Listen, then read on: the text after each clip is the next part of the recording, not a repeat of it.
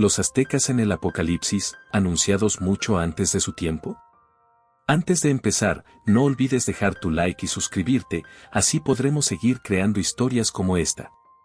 Hace más de 500 años, cuando el sol se alzaba sobre los templos de Tenochtitlán y el sonido de los caracoles sagrados despertaba la vasta laguna, el imperio mexica parecía inconmovible, esculpido en piedra y sangre para desafiar al tiempo.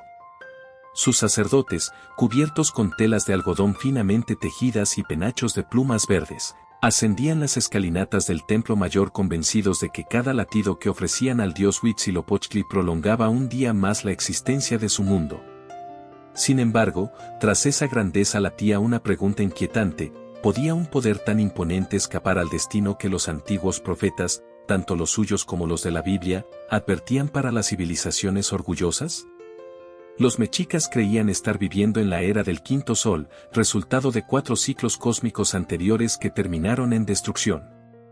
Para ellos, la historia era circular: todo lo que inicia terminará, y todo lo que termina renacerá. En sus códices pintaban diluvios, cataclismos y cielos incendiados. Cada imagen parecía un eco prehispánico de las visiones que siglos antes el profeta Ezequiel describió sobre ruedas de fuego y truenos que sacudían la tierra. Hoy, al contemplar esos códices envejecidos en vitrinas de museo, muchos estudiosos se sorprenden de la similitud entre los símbolos aztecas: serpientes aladas, soles negros, ríos teñidos de sangre, y los pasajes apocalípticos del libro de Joel, donde el sol se convertirá en tinieblas y la luna en sangre antes que venga el día grande y terrible de Jehová. Para un público mayor, que vivió suficiente para sentir cómo el mundo cambia a pasos vertiginosos, estos paralelismos no son mera curiosidad académica, son un recordatorio de que las advertencias del pasado aún interpelan la conciencia presente. El rey Nezahualcóyotl, poeta y gobernante, describía en sus cantos náhuatl que nada es para siempre en la tierra, solo un poco aquí, como si presintiera la caducidad de su dinastía. Esa misma conciencia de fragilidad atraviesa las páginas del Eclesiastés: vanidad de vanidades, todo es vanidad. 2 culturas distantes, unidas por la misma certeza de que la gloria humana es bruma que se disipa al alba.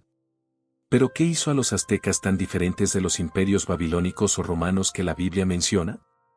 Su profunda convicción de que el universo necesitaba alimento divino, la sangre que da movimiento al sol, los llevó a rituales sobrecogedores que escandalizaron a los frailes llegados de Europa.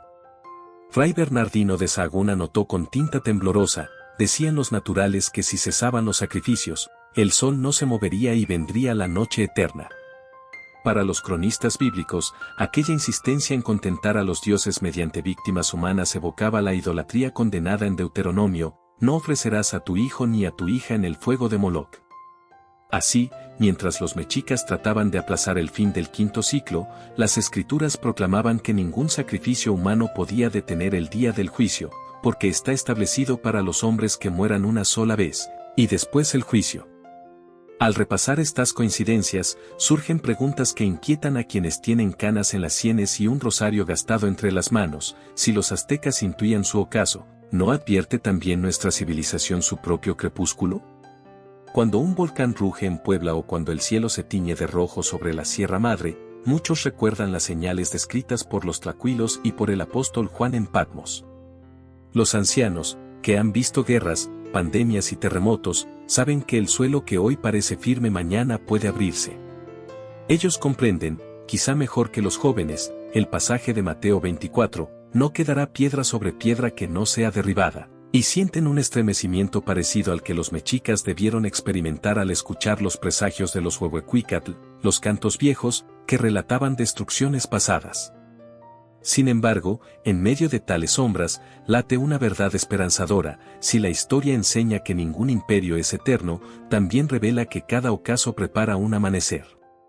Para los mexicas cristianizados del siglo XVI, el fin de Tenochtitlán se convirtió en un nacimiento espiritual, y para quienes hojean la Biblia con devoción, el Apocalipsis no es solo juicio, sino la promesa de un cielo nuevo y una tierra nueva. Así, el legado azteca, entre códices chamuscados y templos en ruinas, se vuelve espejo en el que contemplamos nuestra propia fragilidad y la necesidad de un Redentor que no demande corazones arrancados, sino un corazón contrito y humillado. Con esta reflexión, el espectador de edad madura puede comprender que los aztecas, lejos de ser relictos de un pasado remoto, siguen hablándonos sobre la fugacidad de la gloria terrenal y la urgencia de buscar un refugio eterno. Tal es el legado perdido que se transforma en advertencia luminosa, el mismo sol que alumbró a Moctezuma y a nuestros abuelos terminará por oscurecerse, pero la luz que procede del Cordero, dice el Apocalipsis, jamás se apagará. El Popocatépetl exhala una columna de ceniza gris mientras el atardecer tiñe el valle con tonos vermellón. Para los ancianos que observan desde los pueblos cercanos, ese resplandor anaranjado parece dar forma a una pregunta que ronda la mente desde tiempos inmemoriales. ¿Será este el fin que los antiguos mexicas vaticinaron cuando hablaron del quinto sol? Según los sabios nahuas, 4 edades precedieron a la nuestra, y cada una culminó en una catástrofe que reconfiguró la faz de la tierra, jaguares que devoraron a los hombres, huracanes que los transformaron en monos, lluvias de fuego que arrasaron las cosechas y diluvios que los convirtieron en peces. Al iniciar el quinto ciclo, los dioses debatieron quién sacrificaría su propia vida para encender un astro nuevo. El humilde Nanahuatzin saltó a las llamas y se transformó en el sol que ahora ilumina nuestro mundo. Pero esa luz, advirtieron los sacerdotes, no sería eterna, bastaría con que cesaran los sacrificios diarios o que los corazones humanos se volvieran tibios para que el astro cayera y el cielo se tornara negro. Cuando los frailes franciscanos llegaron a la Nueva España y oyeron esa tradición, la relacionaron de inmediato con pasajes bíblicos que los ancianos dominicos recitaban en sus monasterios europeos. El cuarto ángel derramó su copa sobre el sol, y le fue dado quemar a los hombres con fuego, Ap 16:8. Les asombraba descubrir que, al otro lado del océano, existía un pueblo que también temía un día en que el sol ardiera con furor devastador. Para los misioneros, no se trataba de simple coincidencia cultural, sino de la evidencia de un anhelo universal inscrito por el Creador en cada civilización, la conciencia de que la historia humana desemboca irremediablemente en un acto definitivo de juicio. Ese eco profético resonaba especialmente entre los viejos tlatoanis y los templos de piedra. En la cima del templo mayor, con el viento meciendo los estandartes de plumas, los sacerdotes mexicas encendían cada amanecer el fuego nuevo para nutrir al sol. Su mayor temor era que, si la llama se extinguía, el firmamento se desplomaría, los volcanes escupirían fuego y la noche eterna envolvería la tierra.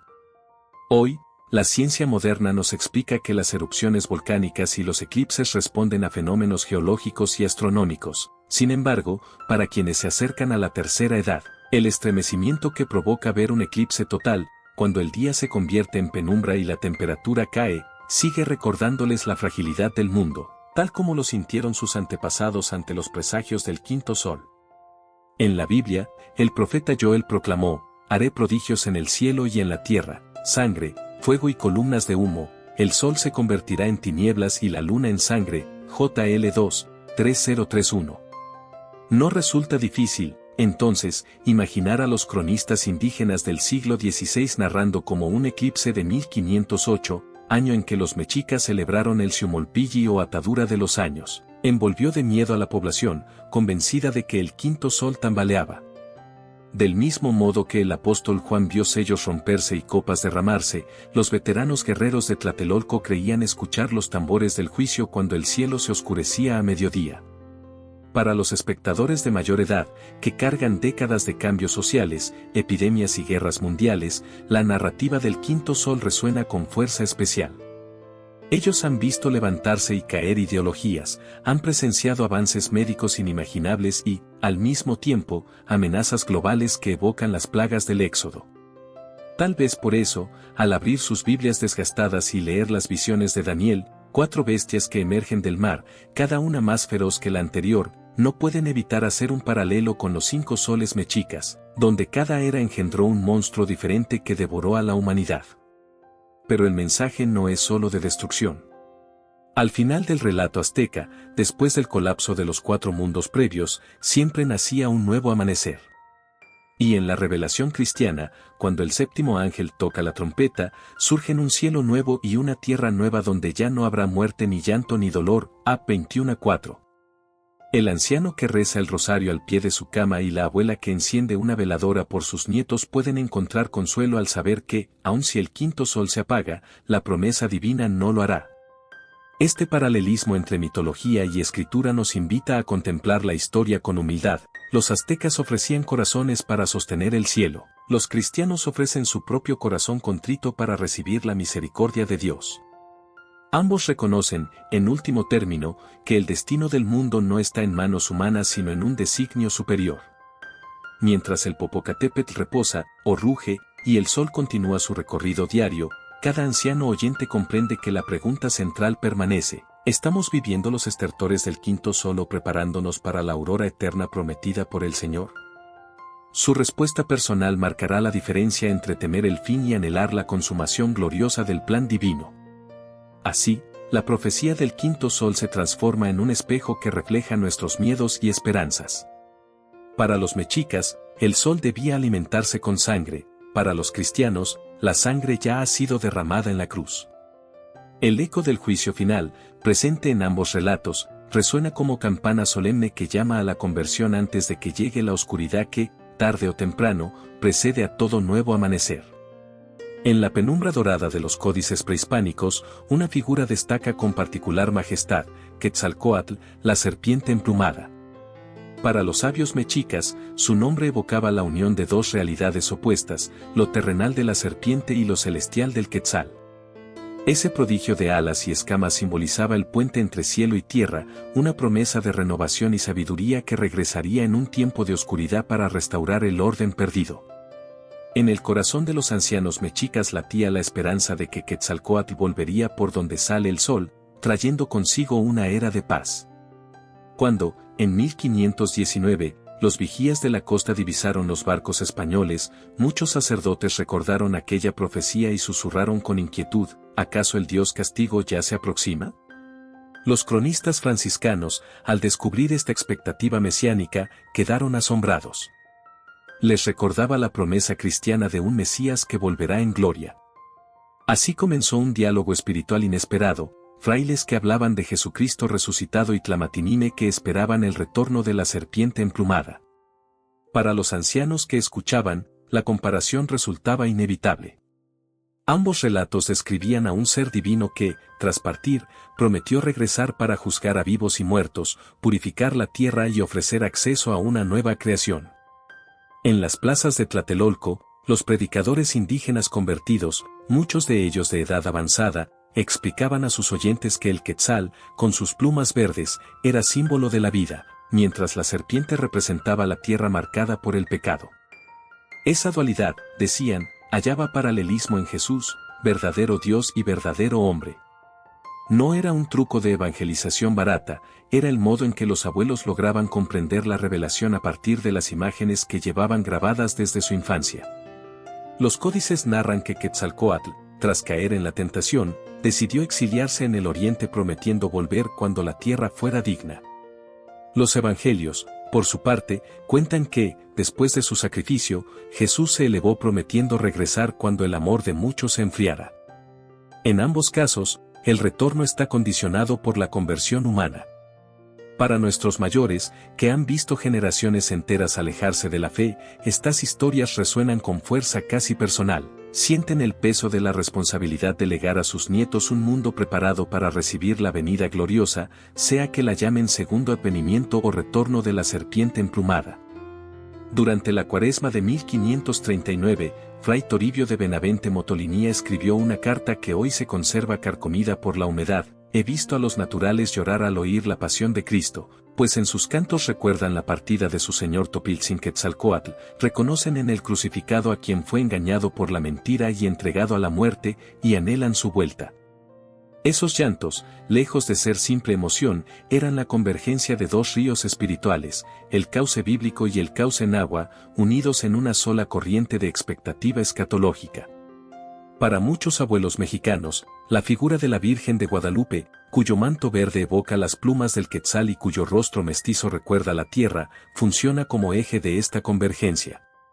Ella aparece justo en el Tepeyac, donde los mexicas veneraban a Tonantzin, la madre de los dioses. A los ojos de la fe, ese evento no fue casual, la Virgen se manifestó como señal de que Dios no rechaza las semillas de verdad sembradas en cada cultura, sino que las lleva a plenitud en su Hijo. Así, la esperanza del retorno de Quetzalcóatl adquirió nuevo sentido en la promesa del regreso glorioso de Cristo. Sin embargo, toda esperanza auténtica conlleva juicio. El Códice Chimalpopoca advierte que, al volver, la serpiente emplumada separará a los hombres según su fidelidad al orden divino. Del mismo modo, el Evangelio de Mateo describe al Hijo del Hombre apartando ovejas de cabras. Es un mensaje que interpela de modo especial a los mayores, depositarios de la memoria. ¿Qué estamos enseñando a los nuestros? ¿Un Dios distante o un Redentor que vendrá pronto? Ellos, que han velado junto a la cama de un moribundo y han visto partir a amigos queridos, entienden mejor que nadie que la vida es breve y que la eternidad se cierne silenciosa como un colibrí al filo de la flor. Finalmente, la historia de la serpiente emplumada nos recuerda que la espera no es pasiva. Los ancianos mexicas procuraban honrar a Quetzalcóatl cultivando sabiduría y justicia. Los cristianos, aguardando a Cristo, son llamados a velar en oración y caridad. Entre uno y otro retorno, late la misma pregunta: ¿encontrará el Señor un corazón dispuesto? Para el público mayor, que conoce la dureza y la ternura de los años, esta pregunta se vuelve oración humilde: que nuestras canas no oculten amargura, sino se vuelvan corona de esperanza. Porque cuando la pluma toca la escama y lo divino abraza lo humano, se revela la promesa más antigua: el Creador no abandona su obra, sino que vuelve para restaurarla por completo. Las primeras luces del alba teñían de escarlata las escalinatas del Hui Teocalli, mientras los tambores tlalpaneuhuetl marcaban con ritmo solemne el ascenso de los sacerdotes. La multitud guardaba un silencio reverente, apenas quebrado por los cantos floridos que pedían a Tonatiuh, el sol guerrero, mantenerse firme en su travesía celeste. En aquellas ceremonias, el corazón palpitante de un cautivo se elevaba al cielo en un cuenco de obsidiana, derramando sangre que resbalaba por la piedra caliente. Para los mexicas, aquella vida ofrecida era un acto imprescindible. Si el astro rey no recibía ese alimento precioso, se apagaría el quinto sol y la oscuridad eterna devoraría la tierra. A los ojos de los frailes que documentaron estos ritos, la escena recordaba pasajes estremecedores del Antiguo Testamento. Ellos sabían que, siglos antes, los cananeos habían arrojado niños a los brazos ardientes de Moloc, provocando la indignación de los profetas. Jeremías clamaba: edificaron lugares altos para Baal, para quemar a sus hijos en el fuego, cosa que nunca mandé ni subió en mi corazón. Esa condena divina no fue simple metáfora. La arqueología halló urnas repletas de huesos infantiles carbonizados en el valle de Hinón. De igual modo, los huesos calcificados encontrados en el subsuelo del templo mayor revelan que los mexicas consumaron miles de inmolaciones en nombre de la supervivencia cósmica. Para un público de edad avanzada, estas historias no son simples anécdotas antropológicas. Resuenan como advertencias sobre la facilidad con que el ser humano justifica el derramamiento de sangre en pos de un pretendido bien mayor. Quien ha vivido guerras, revoluciones y dictaduras sabe que se han erigido altares modernos donde la vida se sacrifica en nombre del progreso, del poder o de la ideología. El anciano campesino que perdió hermanos en batallas y la abuela que vio partir nietos en caravanas migrantes perciben que la sed de violencia, aunque cambie de máscara, sigue activa. Por eso, al escuchar sobre los sacrificios aztecas, asienten con melancólica sabiduría: el corazón humano, sin la gracia de Dios, vuelve una y otra vez a los mismos abismos. Las crónicas de la conquista narran que, en 1520, tras la Noche Triste, los mexicas ofrecieron prisioneros españoles a Huitzilopochtli para infundir valor al pueblo sitiado. Bernal Díaz describe cómo los conquistadores, desde las azoteas de sus improvisadas fortalezas, escuchaban los tambores de guerra mientras veían, horrorizados, los cuerpos desmembrados caer por las gradas del templo. Aquella visión impactó a hombres que, en su mayoría, venían de celebrar misas en catedrales góticas donde se proclamaba que Cristo se ofreció de una vez y para siempre. El choque cultural alcanzó un punto álgido. Dos concepciones opuestas del sacrificio se enfrentaron cara a cara. En la teología cristiana, el sacrificio supremo no exige repetir víctimas, es único y suficiente. La carta a los Hebreos afirma: con una sola ofrenda hizo perfectos para siempre a los santificados. El drama del Calvario, donde el Hijo de Dios derramó su sangre voluntariamente, cerró para siempre la era de los altares sangrientos. Sin embargo, el corazón humano, cuando olvida esa gracia, tiende a construir nuevos ídolos. Hoy ya no arrancamos corazones sobre pirámides, pero ¿cuántas veces se sacrifica la dignidad en los corredores del poder o en pasarelas de fama? Los veteranos de la vida, que han visto a amigos perderse en vicios o a familias fracturarse por ambición, reconocen ese eco oscuro. Los profetas bíblicos conectan la idolatría sangrienta con la ira divina. Isaías advierte que la tierra será contaminada bajo sus habitantes, porque quebrantaron las leyes, falsearon el derecho, rompieron el pacto eterno. En la tradición mexica, algo semejante ocurre. Cuando los hombres olvidan el justo equilibrio, Teotlitlalticpac, los dioses retiran su favor, enviando sequías, plagas y enemigos. Así, tanto la Biblia como los códices coinciden, la sangre inocente clama al cielo y provoca un juicio que ninguno puede eludir. Pero la historia no termina en condena. Cuando los franciscanos tradujeron al náhuatl el Evangelio de Lucas, descubrieron que muchos ancianos nativos se conmovían profundamente al oír que un único sacrificio, el de Jesús, bastaba para reconciliar cielo y tierra. Al comprenderlo, algunos exguerreros ofrecieron sus gladios de obsidiana a los pies de la cruz y juraron nunca más derramar sangre humana. Aquella escena demostró que la gracia puede redimir incluso a un pueblo habituado a los altares rojos. Para nuestros mayores, este punto ofrece una lección vital: la violencia que una vez se justificó como necesaria nunca traerá la luz duradera que prometen los ídolos. Solo el sacrificio de amor, derramado sin exigir otro a cambio, puede transformar un valle de huesos secos en un campo de trigo dorado listo para la cosecha eterna.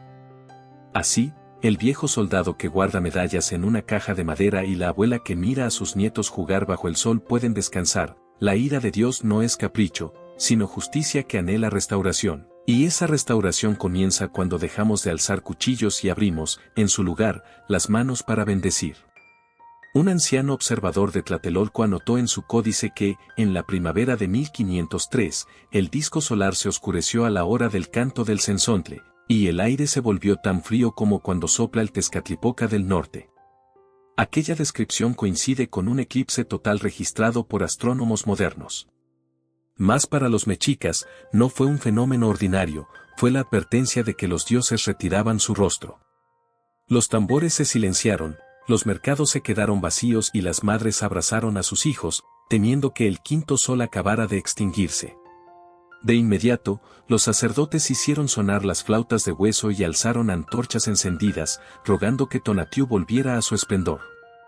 Cuando los frailes españoles supieron de este eclipse, hallaron un eco directo en las palabras de Jesús: habrá señales en el sol, la luna y las estrellas, y en la tierra, angustia de las gentes, LC 21-25. Ellos mismos habían visto, en Europa, como la peste negra coincidió con un cometa que surcó el cielo y sembró pánico en las aldeas.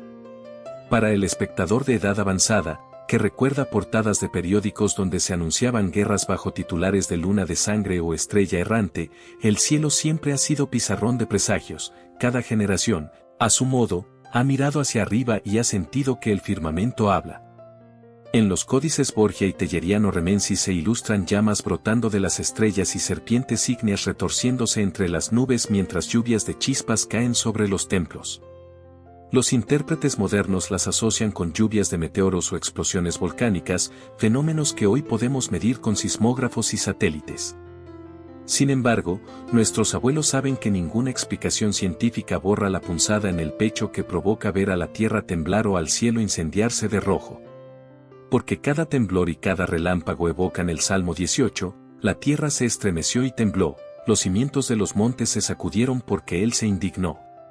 Cuando el Popocatépetl arroja fuego, los pueblos aledaños encienden veladoras y rezan el rosario, costumbre heredada, en parte, de antiguos rituales que ofrecían copal para apaciguar a los señores de las montañas. Los misioneros, al ver esa devoción, les enseñaron a sustituir el copal por incienso litúrgico y el nombre de Huehueteotl por el de Cristo. Pero el gesto interior, pedir misericordia ante la furia telúrica, permanece intacto. Las canas que asoman bajo los rebozos recuerdan que, en 1943, el Paricutín emergió de un maizal y, en cuestión de días, devoró casas y torres. Aquello se convirtió en parábola viviente de lo que Pedro escribe en su segunda carta: Los cielos pasarán con gran estruendo y los elementos ardiendo serán deshechos. El anciano que cultiva su huerto escucha las noticias de tormentas solares que amenazan satélites y redes eléctricas y se pregunta si no estaremos al borde de una noche global como la temida por los mexicas. Las luminarias danzantes de las auroras boreales, vistas ahora en latitudes insólitas, le recuerdan los resplandores celestes que los cronistas indígenas consignaron antes de la caída de Tenochtitlán. Para quien ha visto nacer y caer tecnologías, el temor no es superstición, es la conciencia de que el progreso humano pende de hilos delicados que un simple destello cósmico puede cortar. No obstante, tanto la Biblia como los mitos nahuas insisten, las señales no son mero terror, sino llamados a la conversión. Los mexicas creían que, si el pueblo ofrecía penitencia y vigilias, el sol recobraría su curso. Los profetas bíblicos exhortan de forma similar, rasgad vuestro corazón y no vuestros vestidos, y convertíos a Yahvé, JL 2:13.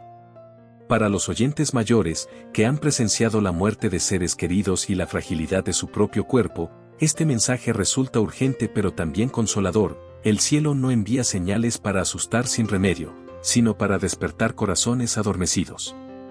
Cuenta la tradición que, durante un eclipse de 1531, Juan Diego vio en el Tepeyac un resplandor más intenso que la sombra que cubría el sol. Aquella luz, la de la Virgen de Guadalupe, contradecía la lógica del miedo. Mientras el mundo se oscurecía, un destello de misericordia se manifestaba. Así ocurre también en el Apocalipsis. Tras cada trompeta y cada copa, aparece un ángel que anuncia salvación a los que lavan sus ropas en la sangre del Cordero. El mensaje para nuestros mayores es claro: ninguna tiniebla cósmica puede eclipsar la luz del Redentor. De este modo, las señales en el cielo se convierten en brújula espiritual. El abuelo que sostiene la mano de su nieto durante una tormenta eléctrica puede repetirle las palabras del Salmo 46, aunque se traspasen los montes al fondo del mar, Dios es nuestro amparo. La abuela que reza mientras el volcán humea puede enseñar que el fuego es recordatorio del fuego eterno, pero también de la zarza ardiente que no se consume, símbolo de la presencia divina que protege y guía. Así, entre eclipses y llamaradas, se entreteje la lección que atraviesa códices y escrituras: el cielo habla, y solo quien mira con ojos de fe descifra sus símbolos. Para los mexicas, el sol eclipsado pedía corazones de piedra; para el cristiano, pide un corazón de carne.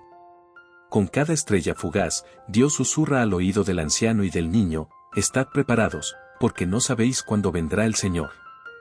Y el firmamento, con su belleza sobrecogedora, se convierte en un pergamino abierto donde el Creador escribe, día tras día, la promesa de un amanecer que jamás volverá a oscurecerse.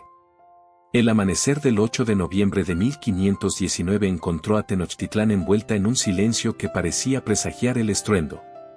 Desde los balcones del palacio de Axayácatl, Moctezuma y sus consejeros contemplaban una procesión insólita: hombres de rostro barbado, vestidos con metal que resplandecía como escamas de serpiente al sol, montados en bestias jamás vistas cuyos cascos retumbaban como truenos sobre los puentes de madera. Aquellos extranjeros venían precedidos por tamemes que portaban cruces y estandartes con la imagen de una mujer coronada de estrellas. ¿Serían emisarios de la serpiente emplumada reclamando su trono o heraldos del juicio que los tlacuilos habían pintado siglos atrás? Los cronistas indígenas transmiten la tensión con palabras que aún estremecen: con grandes temores se les recibió, porque se decía que eran dioses, mas también se sospechaba que venían a desterrar nuestras costumbres y a castigarnos por los sacrificios humanos. En el templo de Huitzilopochtli, los sacerdotes murmuran que, si el quinto sol había de apagarse, quizá esta era la señal final.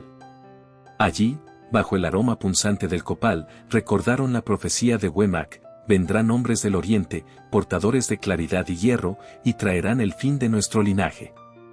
Para los frailes que acompañaban a Hernán Cortés, la escena evocaba el libro de Habacuc: levantaré a los caldeos, nación cruel y presurosa, cabalgan como lobos al atardecer.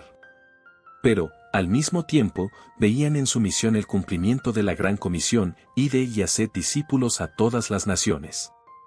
Este choque de perspectivas, juicio para unos, evangelización para otros, convirtió la conquista en un drama teológico tanto como bélico. Quien repasa la historia con cabellos plateados lo percibe con claridad: ningún acontecimiento de tal magnitud carece de dimensión espiritual. Moctezuma, debilitado por presagios y prodigios, entregó collares de jade a Cortés, como si intuyera que era inútil resistirse a un designio superior. Los ancianos consejeros, sin embargo, temblaban: si estos forasteros son dioses, ¿por qué exigen oro? Si son hombres, ¿con qué sanar nuestra ofensa ante los verdaderos dioses? Esa incertidumbre refleja la pregunta bíblica del salmista: ¿quién podrá mantenerse en pie cuando él aparezca?